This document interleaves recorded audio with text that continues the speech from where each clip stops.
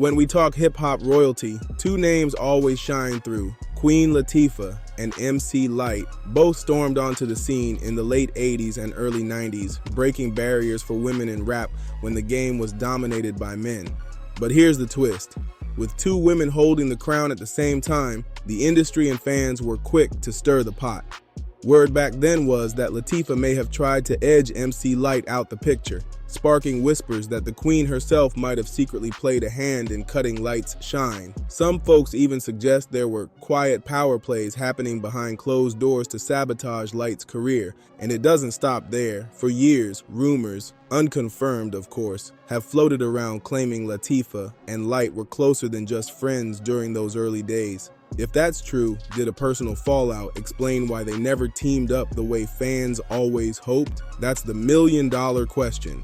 What we do know is this: both women came up in the same era carrying the same mission, carving out space for women in a ruthless hip-hop industry. And truth be told, they did that job with force. Just look at MC Lyte's track record. She was the first female rapper to ever drop a solo full-length album with her 1988 debut Lyte as a Rock, setting the tone for every woman who came after. Over the years, she delivered hit after hit: Cha Cha Cha, Paper Thin, and Roughneck, which made history by getting her the first Grammy nomination ever for a solo female rapper. Beyond music, her voice became legendary across radio and TV, earning her major honors like BET's recognition. MC Lyte collected major flowers too, like the I Am Hip Hop Lifetime Achievement Award and VH1's Hip Hop Honors. But then you look at Queen Latifah's resume and it's stacked beyond belief. She's holding a Grammy from 6 nominations, a Golden Globe, 2 Screen Actors Guild Awards out of 5 nominations, 2 NAACP Image Awards out of 13, plus a Primetime Emmy out of 3 nominations, and even an Academy Award nomination in 2021. On top of all that, she grabbed BET's Lifetime Achievement Award as the very first rapper, male or female, to ever receive it. And just last year in 2023, she became the first female rapper to get honored at the Kennedy Center. That's history making. But here's where things get messy. As much as these two women paved the way for female MCs, the streets and the industry always whispered about a hidden feud. A lot of it came from people constantly pitting them against one another, and let's be real, it didn't help that both had commanding voices that demanded attention. Latifah rocked with her regal, conscious queen energy, while MC Lyte came in slicing through beats with her razor-sharp delivery. Every time one of them got a big award nod, landed on the charts, or popped up on a magazine cover, debates would break out over who reigned supreme. Was Lyte the pure lyricist and Latifah the polished face of the movement? Was Latifah the one waving the feminist anthem flag while Lyte carried the title of true pioneer?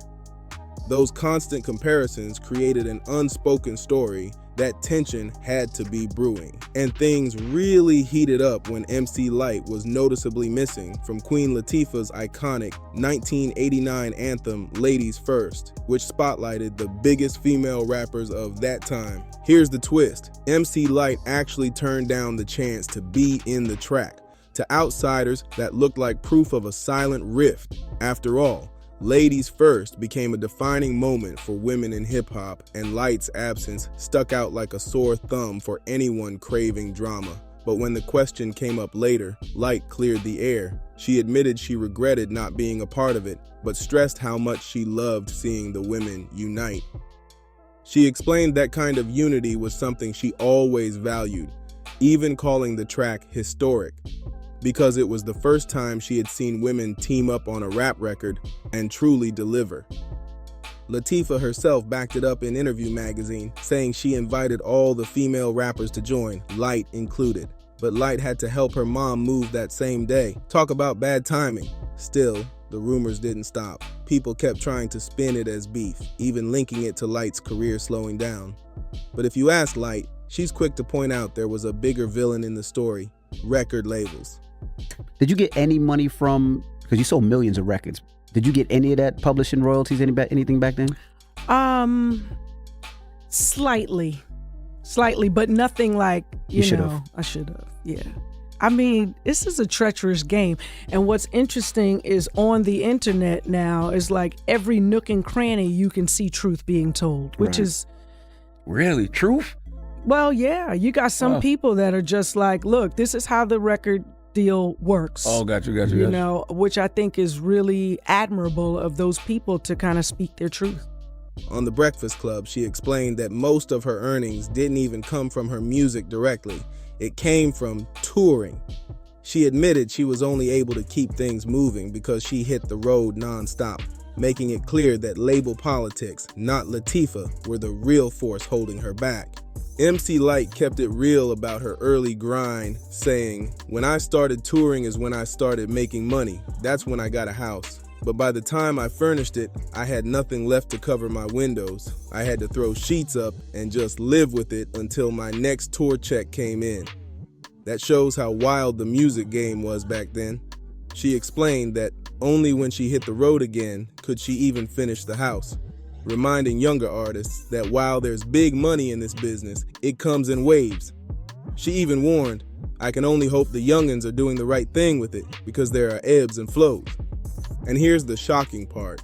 Even after selling more than 1 million records, Lyte admitted she still wasn't getting paid right from publishing royalties. That's straight proof the real battle wasn't with Queen Latifah, it was with the industry itself. In fact, Lyte has always made it clear that she and Latifah never had bad blood. She said their bond was built on transparency and trust, the type where they could talk about anything without fear of misunderstandings. Lyte even called Latifah, her sister, the Queen, praising her for single-handedly changing how every female MC looks at business and how the world respects women in rap. Lyte also reflected on how powerful their early connection was, telling Essence that Latifah stood out from day one. In her words, "Right from the start, we were inseparable. She had this vibrancy artistically. Latifah was free. So much of that is because of her mother. That's not beef, that's sisterhood." Latifah's strength didn't just come from the industry. Her mother gave her wings to fly. And years later, when she stood on that BT stage accepting her Lifetime Achievement Award, she made sure to salute her hip-hop sisters. She thanked Lil Kim, MC Lyte, Money Love, and Rhapsody for honoring her with a tribute performance that celebrated her legacy in the game. That moment showed she never forgot the women who walked this road with her. But behind all the flowers and accolades, Queen Latifah has been brutally honest about the struggles she faced. Sexism and discrimination tied not only to being a woman, but also to the color of her skin. MC Lyte has shared similar stories, proving the industry was a battlefield for both of them. Latifah also revealed how she was judged constantly for her body, pressured to think about her weight at every turn. When she first started acting, Hollywood wasted no time trying to break her confidence. She admitted that during living single, executives told her and her castmates they needed to lose weight for the show. Latifah said it cut deep, leaving her both angry and disheartened. Her clapback was powerful. "We are what women look like. We are not going to lose weight for whoever's idea of what we're supposed to look like." And that wasn't the only time she felt boxed in. Latifah confessed that even when she first entered music, she feared her size would hold her back in an industry built on rigid, unrealistic beauty standards. Yet instead of folding, she flipped the script, forcing the culture to expand its definition of beauty and power. Latifah admitted she grew up watching one idea of beauty being shoved down everyone's throat. Size 2, blue-eyed, the so-called perfect look. She said she always thought, "That's a bar I'll never hit. Can I really step into Hollywood and accomplish what I want by just being me?" The challenge became finding people who understood her vision, but it wasn't easy. She revealed how much pushback she faced, not just from actors, but from producers, studio heads, even people projecting their own weight struggles and insecurities into the imagery they pushed on the public. Those same people were creating the standards the world was told to live by. Both Latifah and MC Lyte had to fight through those same barriers, carving out their own space in an industry that didn't want them to fit in. And according to both women, They didn't do it as rivals, but as sisters holding each other down. Still, let's keep it real. The streets always found a way to stir up mess. For years, whispers floated that Queen Latifah and MC Lyte may have shared more than just friendship, and that whatever went down personally may have impacted Lyte's career trajectory. Nothing was ever confirmed, but the gossip never stopped. And when it comes to Latifah, her sexuality has been a topic of conversation for decades. The speculation grew even louder after her role in the 1996 classic Set It Off. In that film, she took on the part of a tough, masculine character, a lesbian bank robber, and her performance was so powerful, it set off a wave of rumors about her personal life. The street started asking if Latifah was showing more of herself on screen than people realized, and those rumors never really died down. Back in the early days of her career, Queen Latifah made a bold choice. She stayed silent on all the rumors about her sexuality, letting the public spin the story however they wanted. That silence only fueled controversy, and to this day, people are still debating what the truth really was. It even shaped how some folks looked at her relationships, especially when it came to MC Lyte. Fast forward to 2024, Lyte sat down with the Breakfast Club and finally cleared the air.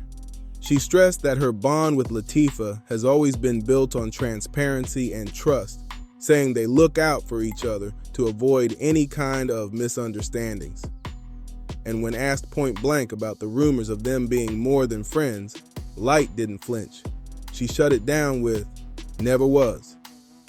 Never was." Still, let's be real. Not everyone buys that. Hollywood has always thrived on whispers and shadows, and when it comes to this industry, anything is possible. If you want more stories breaking down the hidden truths, legends, and scandals of hip-hop, make sure you subscribe to this channel, drop a comment, hit that like button, and share this video so more people can join the conversation.